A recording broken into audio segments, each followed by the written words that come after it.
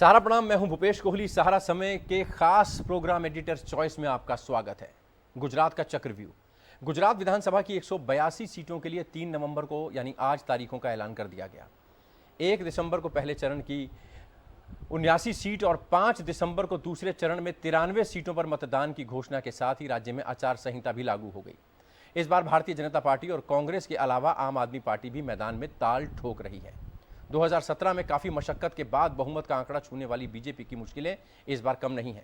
27 साल से गुजरात को हिंदुत्व की प्रयोगशाला कहने वाली भारतीय जनता पार्टी हर हाल में इस बार भी अपने गर्भगृह को बचाने के लिए जमीन आसमान एक करने में जुट गई है। जबकि कांग्रेस और आम आदमी पार्टी दोनों का दावा है कि इस बार भारतीय जनता पार्टी को गुजरात से बाहर निकाल कर ही दम लेंगे। कुछ भी हो, गुजरात का चुनावी गदर इस बार दिलचस्प जरूर रहेगा और राजनीतिक विशेष पॉलिटिकल एक्सपर्ट्स, राजनीतिक पंडितों के साथ साथ आम जनता की भी नजरें 8 दिसंबर पर ही टिकी रहेंगी, क्योंकि इसी दिन नतीजों का ऐलान किया जाएगा। नतीजे ही साफ करेंगे कि कांग्रेस का 27 साल का बनवास खत्म होगा या फिर भारतीय जनता पार्टी की व्यूह रचना भेदने उतरी आम आदमी पार्टी गुजरात में कामयाब होती है या नहीं।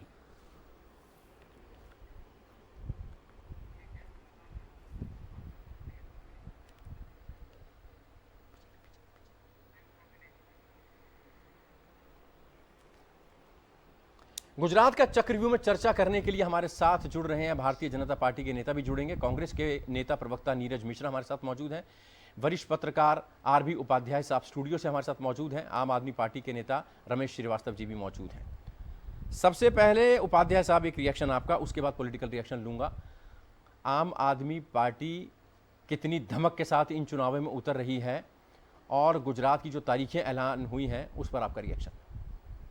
देखिए, गुजरात की जो तारीखें ऐलान हुई हैं इस पर बहुत सारे प्रश्न उठ रहे थे। हिमाचल के जब चुनाव की घोषणा हुई थी तब लोग उम्मीद कर रहे थे, और चुनाव के उतने दिन बाद हिमाचल में जब चुनाव होगा उसके बाद इतना लंबे पीरियड तक उनको मशीनों को रखा जाएगा और गुजरात के चुनाव के साथ एक्चुअल में उनकी मतगणना होगी और तभी परिणाम आएंगे। तो प्रश्न बहुत सारे उठ रहे थे, लेकिन देर आए दुरुस्त आए और चुनाव आयोग ने स्पष्टीकरण भी अपना जो उन्होंने प्रेस कॉन्फ्रेंस की उसमें देने की कोशिश की है और जायज़ ठहराने की कोशिश की है। विश्व परिदृश्य से लेकर मतदाता तक को उन्होंने संबोधित किया है कि भी इस तरह से उंगली उठाना मतदाताओं का अपमान है। अब बहुत सारी चीज़ें हैं, लेकिन गुजरात में जो आम आदमी पार्टी और कांग्रेस, देखिए गुजरात में अगर हम देखें बीजेपी का ग्राफ, आप 2017 में देखिए, फिर 2012 में देखिए, तो 2012 में सीटें कम हुई, फिर 2017 में कम हुई, और उससे पहले और चले जाएं 2007 में भी सीटें कम हुई, यानी ग्राफ तेजी से गिर रहा है। 2017 में तो बहुत ज़्यादा मार्जिन नहीं रह गया था। लास्ट मोमेंट पे मणिशंकर का अय्यर का बयान और वो एक सहानुभूति लहर तो फिसल गया था इलेक्शन। अदरवाइज 77 कांग्रेस के पास थी और इनके पास 99 सीट, तो 2 आंकड़ों पर कहीं ना कहीं बीजेपी आ गई थी। तो 27 साल का जो शासन है और अभी जो पुल गिरा है उसके मद्देनज़र आप देखेंगे जिस तरह से रात को अस्पताल की लीपापोती की गई, तो अब तो बहुत सारे प्रश्न भी उठ रहे हैं कि भी जिस तरीके से रात में दुरुस्त कर दिया गया मोरूबी में अस्पताल, पूरे देश में उसी तरीके से अगर अस्पतालों का कायाकल्प हो जाए तो बहुत अच्छा होगा। तो देखिए, कहीं ना कहीं जो गुजरात मॉडल है इसके ऊपर पूरे देश में चुनाव लड़ा गया था, वो दरकता हुआ नजर आ रहा है। चलिए, दरकता हुआ नजर आ रहा है। आऊंगा आपके पास, काफी अहम जानकारियां उपाध्याय साहब। नीरज मिश्रा कांग्रेस के नेता प्रवक्ता हमारे साथ मौजूद है। नीरज जी, किस तरीके से कांग्रेस इन तारीखों को देख रही है, नतीजों को देख रही है, उससे पहले रण की क्या तैयारी कांग्रेस की गुजरात में?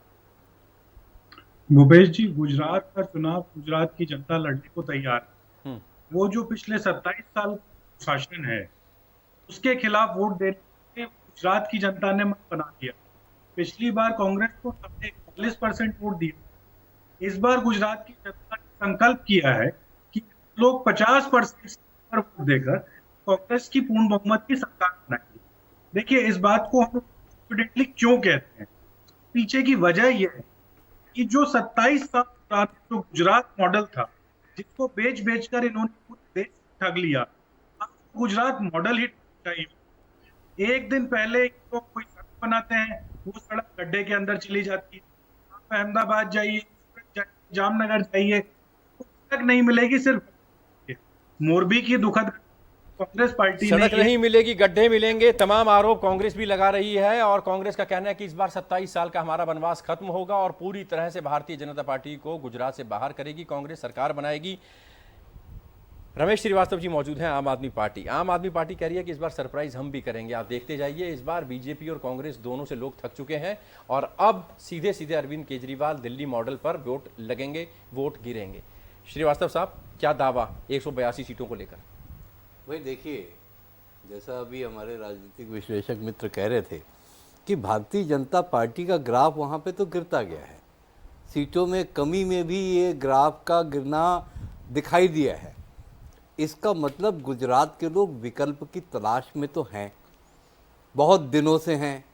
जब से मोदी साहब ने गुजरात छोड़ा है तब से विकल्प की जो संभावना है वो भी बढ़ गई है और विकल्प तलाशने का गुजरातियों का प्रयास भी बढ़ गया है।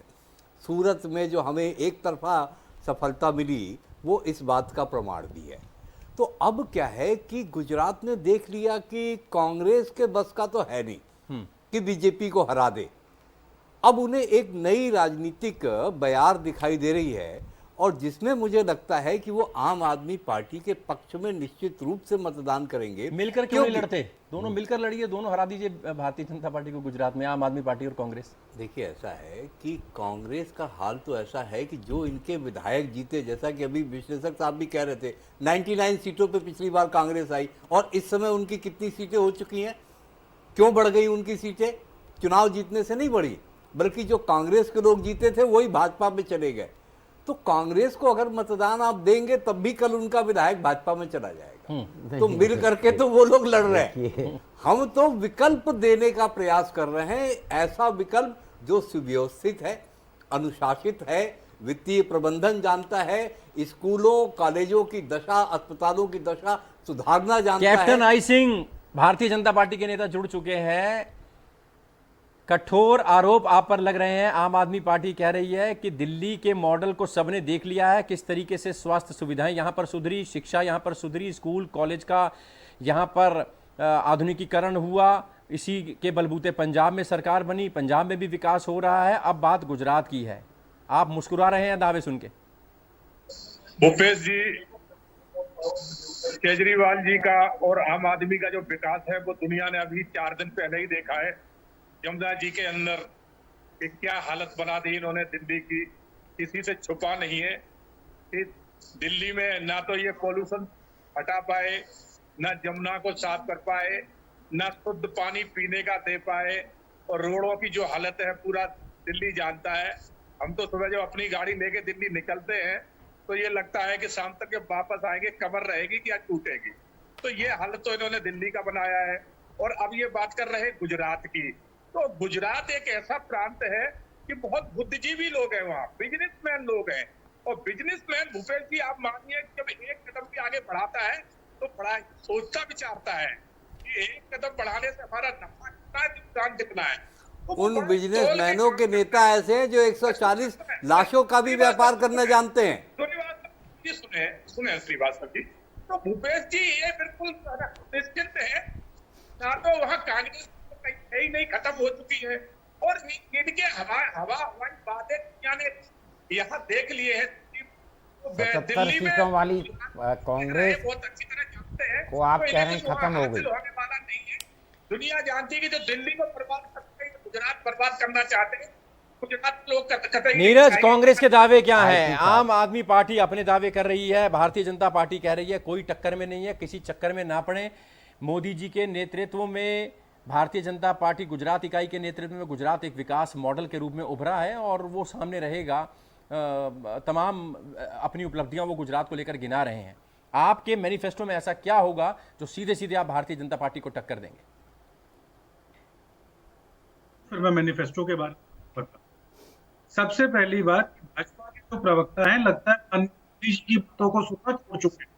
जब मोदी जी ने ही कहा कि कांग्रेस जिस तरीके से प्रचार कर रही है, गुजरात की जनता, गुजरात की बीजेपी सतर्क हो जाए कम से कम कि इस बार कांग्रेस इतना चुनाव लड़ने जा रही है तक उसने पिछले 27 साल में नहीं किया। तो या तो प्रधानमंत्री झूठ बोल रहे थे या भाजपा का प्रवक्ता यहाँ बैठकर झूठ बोल रहा है। तो पहली बात तो ये। देखिए, दूसरी पहली बात ये आनंद की जो प्रोपेगेंडा पार्टी के नेता यहाँ बैठे हैं, पूछिए कि उसमें जो उनके पार्षद जीते उसमें से कितने पार्षद भाजपा की खुद में हैं। तो भाजपा की बी टीम जब वहां चली गई है तो इनको ऐसा लगता है ये कांग्रेस के प्रदर्शन को कम कर सकती उपाध्याय है। साहब, भारतीय जनता पार्टी की बी टीम बताया जा रहा है आम आदमी पार्टी को। वो कह रहे हैं हम सरकार बनाएंगे, बीजेपी को उखाड़ देंगे। कांग्रेस कह रही है कि नहीं, इनके पार्षद कितने उसमें चले गए, कितने उसमें चले गए। मैनिफेस्टो क्या है, एजेंडा क्या है, लोगों के सामने क्या मुद्दे रखेंगे, किन मुद्दों पर चुनाव लड़ा जाएगा, ये कोई नहीं बता रहा। एक्चुअल में दिक्कत यही है भूपेश जी, आम आदमी पार्टी कह रही है कांग्रेस खत्म होगी और कांग्रेस कह रही है कि भी ये बीजेपी की बी टीम है। अब कौन सच बोल रहा है, कौन झूठ बोल रहा है, तो जनता की अदालत फैसला करती है और उसका फैसला ही अंतिम फैसला होता है। जिन मुद्दों पर बात होनी चाहिए, जैसे महंगाई है, शिक्षा है, स्वास्थ्य है, रोजगार है, बहुत सारे मुद्दे हैं जो जमीन से जुड़े हुए होते हैं। उन मुद्दों पर राजनीति हो, उन मुद्दों की बात हो, तो मैं समझता हूँ जनता भी एक अच्छा मैसेज जाएगा और जनता को भी लगेगा कि यार कोई पार्टी है जो हमारे मतलब की बात कर रही है। सिर्फ ये कह देना कि भी ए खत्म हो गया, ये कह रहा है बी खत्म हो गया, बी कहेगा सी टीम है, ऐसा नहीं है। वहाँ 27 साल से बीजेपी सत्ता में है और एंटी इनकन्वेंसी फैक्टर मजबूती के साथ वहाँ पर जिस तरीके से मोरबी में देखा गया, और एक महिला अस्पताल में एक टीवी चैनल वाले वो ले रहे थे और वो कुछ कह रही थी, उसने वहाँ से फौरन कैमरा हटा लिया। तो बहुत सारी चीज़ें हैं जो जनता चाहती है। देखिए गुजरात मॉडल की पोल, मोरबी के में जो पुल हादसा हुआ है उससे खुल चुकी है। आम आदमी पार्टी जिस मॉडल की बात कर रही है वो जनता देखिए हर मॉडल को देखती है तो परखती है। मान लीजिए जनता में एक विश्वास, लेकिन जनता ये चाहती है एक पुल टूटने से सरकार गिर जाएगी। नहीं, देखिए सरकार गिरे न गिरे, मैं कह रहा हूँ वही 4 बार बने सरकार, लेकिन व्यवस्था पर प्रश्न चिन्ह जरूर खड़े हुए हैं कि भी एक घड़ी बनाने वाली कंपनी को आप ठेका दे देते हैं, वो भी बिना टेंडर के ठेका मिल जाता है, फिर वो खोल दिया जाता है, टिकटें बढ़ती हैं, 17 रुपए में भीड़ भर दी जाती है, पुल गिर जाता है, लोग मर जाते हैं। व्यवस्था पर प्रश्न तो उठते हैं। नीरज जी, अगर इलेक्शन कमीशन की बात करें तो आपके आधिकारिक ट्विटर हैंडलर पर 3 बंदर बना दिए गए, बुरा मत देखो, बुरा मत सुनो, और स्वायत्तता एक एजेंसी की स्वायत्तता पर कटाक्ष किया जा रहा है। उसका क्या एजेंडा, उसका क्या मतलब, और भारतीय जनता पार्टी उसको ऐसे ले रही है कि मान लो आपने हथियार डाल दिए और आपने हार मान ली। बीजेपी का ये ट्वीट आया। भूपेश जी देखिए, पहली बात तो ये कि गुजरात का मॉडल है, जब डोनाल्ड ट्रंप अहमदाबाद आते हैं तो वो आपको सफेद घरों से अहमदाबाद की सड़कें चुपनी पड़ती। तो गुजरात का मॉडल तो ये है, जो पर्दों के पीछे छुपा हुआ है। और जहां तक आप बात कर रहे हैं उसमें बताइए क्या है, इलेक्शन कमीशन एजेंसी है कि नहीं, और इलेक्शन कमीशन एक निष्पक्ष चुनाव कराती है। कांग्रेस पार्टी ने यही तो कहा। अगर इस बात से किसी की पेट में दर्द हो रहा है तो ये तो उन लोगों को सोचना चाहिए। हम लोगों ने उस इंस्टीट्यूशन को इस तरीके से ही देखा कि वो निष्पक्ष चुनाव कराने में पूरी दुनिया में सबसे अच्छा इलेक्शन कमीशन है, और अगर उसके अधिकारियों को में दर्द हुआ उनको सोचना चाहिए ऐसा क्यों। सिंह साहब, भारतीय जनता पार्टी किस तरीके से देख रही है? कांग्रेस ने ट्विटर पर हमला बोला, इलेक्शन कमीशन की स्वायत्तता पर सवाल उठाए, कटाक्ष किया, और सीधे सीधे आप ये कहने लगे कि कांग्रेस इससे हार मान रही है। कांग्रेस कह रही है कि इस बार बीजेपी को उखाड़ कर फेंकना है। 77 सीटों वाली कांग्रेस पार्टी को नज़रअंदाज नहीं किया जा सकता। ज़्यादा किससे डर लग रहा है, आम आदमी पार्टी से या कांग्रेस से? मुकाबला त्रिकोणीय समझ रहे हैं आप? भूपेश जी, हम राष्ट्रवाद पे विश्वास रखते हैं, विकास कार्य पे विश्वास रखते हैं। हमने जो गुजरात में विकास कार्य कराए वो दुनिया देख रही है। केवड़िया एक ऐसी जगह थी जो लोग उसको जानते भी नहीं थे, आज केवड़िया को हमने विश्व पर्यटन स्थल बना दिया है।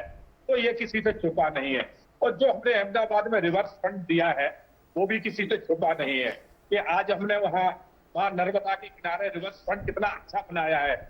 और केजरीवाल जी के पास जमुना जी थी, चाहते तो यहाँ भी बहुत अच्छा पर्यटन स्थल बना सकते थे, मगर उन्होंने इतनी हालत पूरी कर दी। देखिए, इसलिए हमको बात कहते हैं कि बात आप गुजरात पर डुबकी लगा रहे हैं, तो ये इनके विकास कार्य हैं। केजरीवाल की बात टोटल 40% वाली खेलने वाले जिसको लेना ना उसकी बात करके यहाँ आप सीधा सीधा सामने आपने अपनी बी टीम को आगे छोड़ दिया। वहां पर गुजरात और अपने का एक मान है कि इस बार कांग्रेस बीजेपी जो 23 साल का वहां पर तो ये भाजपा दोनों का शासन है, कुश्ती खेलने वाले रमेश जी, यहाँ पर ये कहा जा रहा है कि आप भारतीय जनता पार्टी की बी पार्टी हैं। कांग्रेस कह रही है कि आप बीजेपी की बी पार्टी हैं, चुनाव जीतेंगे, लड़ेंगे, उसी के साथ मिल जाएंगे, उसी को फ़ायदा करने के लिए कांग्रेस के वोट काटने आए हैं, कोई वजूद नहीं है, ज़बरदस्ती हवा बनाई जा रही है, ज़मीन पर कांग्रेस बहुत मजबूत है, अगर नहीं होते तो ये निकाल देते ये चुनाव। 27 साल से हम वहाँ नहीं थे महोदय, कांग्रेस ने कुछ कर लिया उनका? तो ये तर्क तो सिरे से ही खारिज कर देने योग्य है, और ये तर्क कांग्रेस की हारी हुई मानसिकता को भी दिखा रहा है टोटल कि 40,000 ये लोग अगर आ जाते हैं तो हमारे लिए चुनौती बन के खड़े हो जाते हैं। देखिए, पूरा देश इस समय एक ऐसे विकल्प की तलाश में है जो जनता के लिए सरकार बनाए और जनता के लिए सरकार चलाए। 2 राज्यों में हमने मॉडल गवर्नेंस देना शुरू कर दिया है। दिल्ली में तो पहले दिया था, पंजाब में देखिए ओल्ड पेंशन स्कीम को लाने का वायदा पूरा हुआ, वही गुजरात में कर रहे हैं। जो ठेके पे लोग थे उनको पक्का कर्मचारी करने का वायदा पूरा हुआ, वो हम गुजरात में भी करेंगे। तो गुजरात के लोग ये देख भी रहे हैं कि हम अपने वायदों पे खरे भी उतर रहे हैं। और हमने कहा था कि बिजली पंजाब में फ्री करेंगे 3 महीने के भीतर, 3 महीने के भीतर हमने वहां भी करके दिखा दिया। तो हम वायदे पूरे करने वाली सरकार है। और जहां तक गुजरात के तथाकथित विकास मॉडल की बात है, ये जो पुल टूटा, सिर्फ इसने ही विकास की पोल नहीं खोली, बल्कि प्रधानमंत्री का डेस्परेशन देखिए कि चुनाव की घोषणा के कुछ समय पहले जाके वहां बड़े बड़े प्रोजेक्ट अनाउंस कर रहे हैं, सपनों के सौदागर बने हुए हैं। तो ये गुजरात के लोग भी अब समझ चुके हैं कि भाई ऐसा है, एक मौका किसी और को दे दें तो कोई बुराई नहीं है। हम तो कह रहे हैं आप डेस्परेट हैं। प्रधानमंत्री नरेंद्र मोदी वहां पर जा रहे हैं, इलेक्शन की डेट्स पोस्टपोन की जा रही हैं और तमाम तरह के आरोप। कोई विकास का मॉडल नहीं है, लोगों को विकल्प की तलाश है। आम आदमी पार्टी ये विकल्प देगी और वहां पर सरकार बनाएगी। बड़ा दावा आम आदमी पार्टी का। बीजेपी का रिएक्शन। भूपेश जी, बीजेपी का काम गुजरात में ही नहीं पूरे भारत में बोल रहा है। जिस तरह से हमने कार्य किए हैं, हमारे विकास रुपए नहीं है। हर स्टेट जो है ना हमारे विकास देख रहा है, तभी हमें बार बार, चाहे लोकसभा हो चाहे विधानसभा हो, हर जगह हमें रिपीट कर रहे हैं। हमने इतिहास हर उत्तर प्रदेश में बनाया, हमने लोकसभा में इतिहास बनाया कि पूर्ण बहुमत से दोनों बार आए। और इसी तरह से हम गुजरात में रिपीट करेंगे कि हमने गुजरात में जो विकास, अभी इन्होंने कहा मोरबी कांड की, तो मोरबी कांड मुझे तो ऐसे लगता है कि हालांकि जांच एजेंसियां इसमें अपना कार्य कर रही है, जांच हो रही है, बहुत जल्दी खुल के निकल के आ जाएगा कि जो ये कांड होने से पहले आम आदमी पार्टी के नेता और कार्यकर्ताओं ने ट्वीट करना शुरू कर दिया था कि बहुत बड़ी कोई घटना घटने वाली है। तो इसमें कहीं ना कहीं जांच के घेरे में ये दिखाई दे रहे हैं कि ये कैसे मालूम हो गया कितनी बड़ी घटना घटने वाली है। घटना पुल गिरा नहीं तो उससे पहले इनके ट्वीट। अरे उस घड़ी कंपनी के मालिक का नाम एफआईआर में क्यों नहीं है? जांच की ईमानदारी कैसे साबित होगी? उस घड़ी कंपनी के मालिक का नाम एफआईआर में नहीं है। वो भी आ जाएगा। छोटे रहिए, जांच एजेंसी अपना कार्य कर रही है, ये बहुत बड़ा अनाउंसमेंट कर रहे हैं। घड़ी कंपनी के मालिक का नाम एफआईआर में आने वाला है। इस बात को रिकॉर्ड पे ले लें कैप्टन साहब, चोरी भी करेंगे। इस बात को रिकॉर्ड पे ले लें कि भाजपा के प्रवक्ता ने स्वीकार किया। आप क्या समझ रहे हो कि मनीष सिसोदिया अभी बच गए? बचे इस बात को रिकॉर्ड पे ले लेना चाहिए कि मनीष कि भाजपा के प्रवक्ता ने लाइव टीवी डिबेट में बोला कि घड़ी कंपनी के मालिक का नाम एफआईआर में आ रहा है। रमेश जी, गुजरात पे लौटते हैं। आपसे मैं ये जानना चाहूंगा, मैनिफेस्टो में ऐसा क्या होगा जो सरप्राइज करेगा गुजरात की जनता को? साहब, हमारे काम होंगे जो हमने दिल्ली में किए, जो हम पंजाब में कर रहे हैं, जो केजरीवाल जी की 10 गारंटीज गुजरात की जनता को दी जा चुकी है, वही हमारा घोषणा पत्र है। हमारा काम और गारंटीज, यही हमारा घोषणा पत्र है। आम आदमी पार्टी का कहना है कि जो हमने दूसरे स्टेट्स में काम किया है, उस काम के आधार पर विकास का मॉडल रखेंगे। जो गारंटीज हमने दूसरे स्टेट्स में दी हैं, उनको पूरा किया है, वही हम गुजरात की जनता के सामने रखेंगे और गुजरात की जनता आम आदमी पार्टी को सरमाथे पर बैठाएगी, जिताएगी। अब चलेंगे नीरज मिश्रा के पास। नीरज, कांग्रेस के मैनिफेस्टो में क्या होगा? देखिए भूपेश जी, आज जब हमारे राष्ट्रीय अध्यक्ष खड़गे जी ने वहां गारंटीज अनाउंस की, सबसे पहला 500 रुपए गैस का सिलेंडर वहां के हर परिवार को दिया जाए। जो बेरोजगारी से ग्रस्त है उसको 3,000 रुपए का बेरोजगारी भत्ता महीने का दिया जाए। वहां 300 यूनिट बिजली हर परिवार को फ्री दी जाएगी। इनकी तरह नहीं, 301 का बिल आएगा तो 300 कोई यूनिट का बात नहीं, सब्सिडी। हमारा मैनिफेस्टो लेके आप चुनाव लड़ लीजिए। कम से कम हमारी राजनीति को कबूल तो कर रही कांग्रेस, अच्छी बात है। आप लोग तो झूठे वादे कर सिर्फ शगुफा छोड़कर चले जाते हैं। कांग्रेस का 135 साल का इतिहास है, मनरेगा से लेकर, इसीलिए वो इतिहास के पन्नों में दफन हो रही है। तो हम लोग तो अपनी उन बातों के सामने blueprint captain I Singh, Congress और आम आदमी पार्टी ने अपने दावे, अपने घोषणा पत्र, अपने दावे सामने रख दिए। भारतीय जनता पार्टी क्या काउंटर करेगी एंटी इनकम्बेंसी से बचने के लिए? जिस तरीके से दावे किए जा रहे हैं कि एंटी इनकम्बेंसी है, सरकार के खिलाफ गुस्सा है, मोदी, प्रधानमंत्री नरेंद्र मोदी का कितना सहारा लिया जाएगा? गुजरात इकाई में क्या इतना दमखम है कि वो दोनों पार्टियों का मुकाबला करेगी? और आपके मैनिफेस्टो की क्या खास बातें, इतने साल राज करने के बाद भी कौन सी ऐसी चीजें जो छूट गई, कमी रह गई? बिल्कुल भूपेश जी, हमने जो विकास कार्य किए हैं वही विकास कार्य द्वारा हम जनता के पास लेके जाएंगे और नई जो हमारी प्लानिंग है वो जनता के सामने रखेंगे कि हम आगे और क्या लाना चाहते हैं। तो हमने जो काम किया है वो जनता के पास लेके जाएंगे। हम ये जो सुप्रीम कोर्ट ने भी इसके ऊपर फटकार लगाई है कि ये जो है ना फ्री की रेवड़ियां बांटना बंद करें, तो हम फ्री की रेवड़ियां वाली बात नहीं करेंगे। अब जनता को विकास देंगे, अच्छी शिक्षा देंगे, अच्छी स्वास्थ्य सुविधा देंगे और वहां के युवाओं को रोजगार देंगे। और बिजनेस जितना गुजरात बिजनेस प्रांत है तो बिजनेसमैनों को हम एक वहां सहूलियत देंगे और उनको गारंटी देंगे कि आपके बिजनेस में कहीं पे कोई नहीं आने विकास। और ये बातें हैं, दूसरे लोग वहां की बातें करके, जैसे उन्होंने पंजाब में किया, दिल्ली में किया आम आदमी पार्टी ने। अगर आज पंजाब की हालत आप देख रहे हो कि आप पूरी तरह से 40% जो है ना हावी हो चुका है। और दिल्ली की हालत, आप भी दिल्ली में रह रहे हो, हम भी दिल्ली में रह रहे हैं, आप देख रहे हो दिल्ली की हालत। आरबी उपाध्याय साहब, तीनों पार्टियों के दावे आपने सुने, तीनों पार्टियां सरकार बना रही हैं गुजरात में। कांग्रेस का कहना है कि आराम से हम सरकार बना रहे हैं, भारतीय जनता पार्टी का कहना है कि हम रिपीट कर रहे हैं, कहीं कोई नहीं आ सकता। आम आदमी पार्टी का कहना है कि आप देखते जाइए, हम सरप्राइज करेंगे। तीनों के दावों में कितना दम और जमीनी हकीकत पर तीनों पार्टियां कहां स्टैंड करती हैं? कंक्लूड आपसे करूंगा। देखिए, जमीनी हकीकत यह है कि कांग्रेस को गुजरात में नकारा नहीं जा सकता। 2017 ले लीजिए, 2012 ले लीजिए, 2007 में चले जाइए, उनका जो वोट परसेंट है वो कांस्टेंट करता है, 1-2% ऊपर नीचे जाता है। और 77 सीट वाली पार्टी को नकार देना, और मैं नहीं कह रहा हूँ, माननीय प्रधानमंत्री जी ने भी कहा कि भी अपने कार्यकर्ताओं के संबोधन में कि भी हल्के में न लें, वो लोग गाँव में काम कर रहे हैं, मिलके काम कर रहे हैं, तो कांग्रेस को हल्के में लेने की ज़रूरत नहीं है। यानी वो चिंता साफ दिखती है। और जिस विकास मॉडल की बात कर रहे हैं कैप्टन साहब, इतना विकास था तो माननीय प्रधानमंत्री जी को 2 दिन मोरबी जाने में लग जाते हैं। उससे पहले सड़क बनाई जाती है, कूलर लगाया जाता है, डेंट पेंट किया जाता है, चादर बदली जाती हैं, गद्दे बदले जाते हैं, बेड बदले जाते हैं।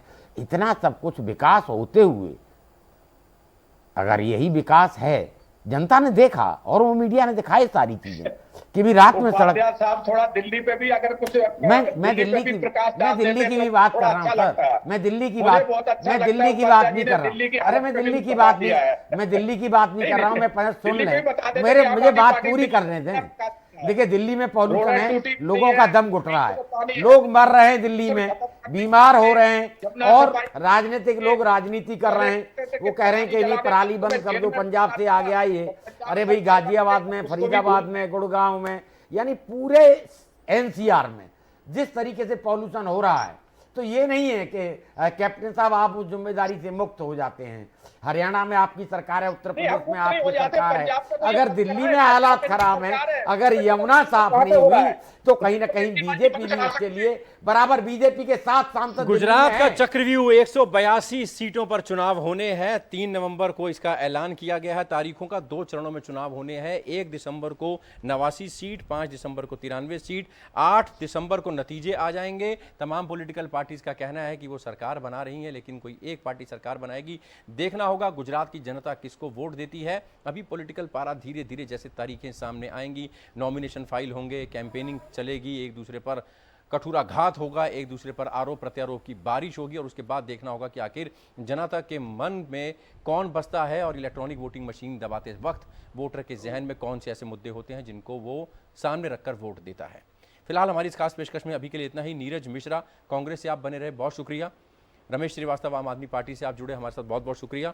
आर बी उपाध्याय साहब वरिष्ठ पत्रकार स्टूडियो में एक्सपर्ट कमेंट्स के लिए बहुत बहुत शुक्रिया। Captain I Singh Bharatiya Janata party के नेता, बहुत बहुत शुक्रिया सर। हमारी इस खास पेशकश में इतना ही। दीजिए इजाजत, ब्रेक के बाद खबरों का सिलसिला जारी रहेगा। आप लोग के लिए सहारा न्यूज़ नेटवर्क के साथ फिलहाल इजाजत सर।